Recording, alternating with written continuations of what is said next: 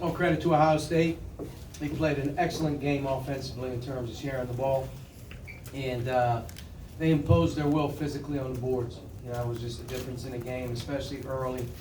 You know, we could not rebound the ball. It's the first time all season long that I can really recall our team just getting housed, you know, really on the glass like that. And the physicality of our team has taken a real drop, and it's shown here in our last two games, in particular on the road, but we had it as well at home against Maryland. And you know, our interior defense, offense, ability on the glass, those things have to be intact for us to be successful, and they're not right now.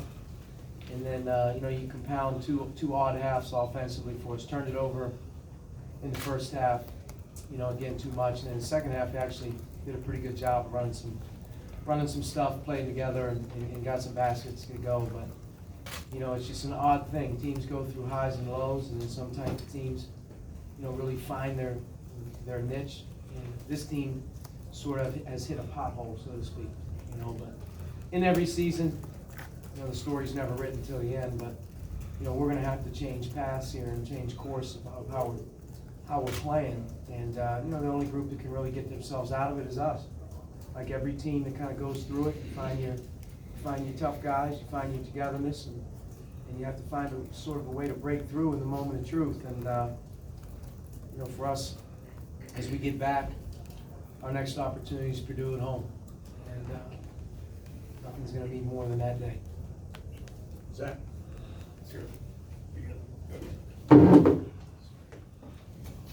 Talking about the rebounding, I guess, for you, is it just reflecting with guys just not being able to engage with the game, whether it be intensity-wise or details-wise, kind of early on, just not being able to kind of find their way in the same way Ohio State was?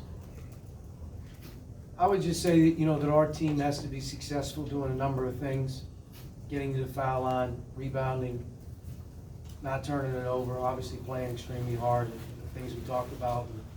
Rebounding's been a staple for this team. We're one of the better rebounding teams in the country, and we're one of the better rebounding teams in the league. And our physicality and just the energy level, getting after balls, just isn't there right now. We probably have, I don't know, 6 or 7 50-50 rebounds that end up going out of bounds that they get. You know, to me, just not getting the ball. We're not quick to it right now. We're not rebounding them. And you know, you don't put it on 1 or 2 guys, but you know, right now our front court is really struggling right now. You know, to rebound and defend inside. That's something that we've got to find a way to get back to being a little bit better. And you know, I just thought that though very early was too easy inside, inability to rebound the ball in the first half. And Caleb, you know, 15-11, but his 15-11 was much different than it was the first time we played him. He had an easy time around the basket and came up with 4 or 5 rebounds right under the basket. Just quicker to the ball, stronger. Jeff? Coach, 0 second chance for you guys. Biggest number in the game, second biggest, or how important? Telling. That's a very telling number. In half, we may have had 1 offensive rebound. We have 4 offensive rebounds for the game. That hasn't happened all season. And I'll give Ohio State credit. I'm sure that was a point of emphasis for them, is to keep us off the glass. But second effort, multiple effort, guys above the rim crashing. You know, to me, this was a very standstill game. I mean, we were locked to the ground around the rim, and you know, it's a little concerning. But like I said, every team's going to go through the season, they're going to write their own story. And we're at a time right now where we've got to rely on each other to find a way to get ourselves out of it. And, you know, you do it every single game. If you're there, that's part of what you do, and it goes away. You know, you find out why and you move forward. But 4 offensive rebounds, no second chance points.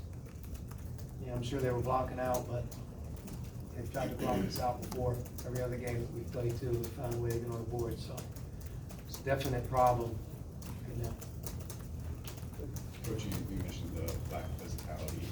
Is it a game-by-game thing, or is it gradual that you notice how it gets to this point, and then how you kind of address it when you move into this week off that you guys have? I mean, it's slow deterioration.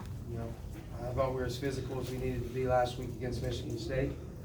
And I thought against Maryland, things were a little bit too easy around the basket. And that happened again on Wednesday, so it comes and goes. You know, I mean, you gotta be able to bring your effort level every single day. And, you know, with us, it starts with our everyday approach, you know. You can't play hard and practice soft. It was an ultimate line. You can't play hard and practice soft. And, you know, with us, we gotta get back to becoming a hard-playing team. It's physical, it rebounds, and is able to dig some things out. And good things happen when you play that way. We've shown that. But, you know, right now, there's just a lack of physicality. If you watch our league games, as you keep approaching the end of the season, it's so physical. Everything in the paint is hard-earned. We probably had 10 layups tonight, you know, again. And our interior presence, our inability, like I said, to defend the paint, rebound, that's something that we have to have intact, you know, for us to be good. And just hasn't been there the last couple of days. Obviously, we have some time here to regroup, which we need to. And, you know, we'll play Purdue, obviously. You know, that's what matters. Okay, time for one more question. As the game went on, Rob seemed to be getting a little fresher on the court. Do you see that as a good thing, as him trying to take a leadership role, or would you rather him get a little bit better, like see a little better body language? You're looking for emotion, you look for anything to get your guys stirred up. You know, to me, in situations like this, you know, the players, they need to hear each other more than they need to hear me. You know, on-floor body language has got to be more about next play, you know, toughness and commanding each other, but I'm sure there's some frustration out there as well, but I'm not worried about Rob. All right, Coach, thank you. Thank you.